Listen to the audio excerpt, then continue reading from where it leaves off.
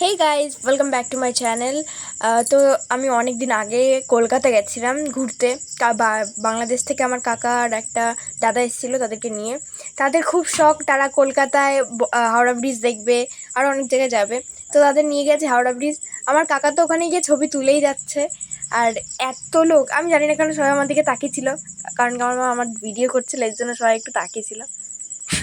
হাসি যা পাচ্ছিল আমার। আর তোমরা তো সবাই জানো আমি একটু ঢঙনি টাইপসের, আমি একটু ঢং করতে ভালোবাসি, তাই সামনে দিয়ে হেঁটে বেড়াচ্ছিলাম।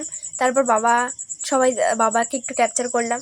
আর দেখো, আমরা পুরো ডাইরেক্টলি ভিক্টোরিয়া গেছি। আর দুর্ভাগ্যবশত ওই দিনকে ভিক্টোরিয়া বন্ধ ছিল। আমরা গেছিলাম এই বছরের ফার্স্ট ঈদের দিনকে, তাহলে ভাবো আজ থেকে কতদিন আগে। তো আমার সবাই সামনে যাচ্ছে, আমার মা পেছনে ক্যাপচার করছে। আর আমি তো একটু ফুলপ্রেমী, সাইড দিয়ে একটুখানি হাত দিতে দিতে যাচ্ছি। আর দেখতে দেখতে দেখলাম কতগুলো কাঠবিড়ালি, আর আমি তো খুব পছন্দ করি। আর তারপর ওদেরকে একটু দেখলাম, আর আমার কাঠবিড়ালিগুলোকে আমি খুব মিস করছিলাম। তখন মনে পড়লো, এই বাবা, ওদেরকে আমি খেতে দিয়ে আসতে ভুলে গেছি। তারপরে দিদিকে ফোন করে বললাম ওদেরকে একটু খেতে দিয়ে দে।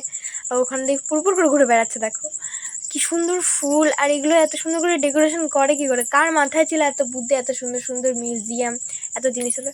কিন্তু কপাল খারাপ থাকলে যা হয়, ভিতরেই ঢুকতে পারিনি, কি আছে না আছে দেখতেই পারিনি।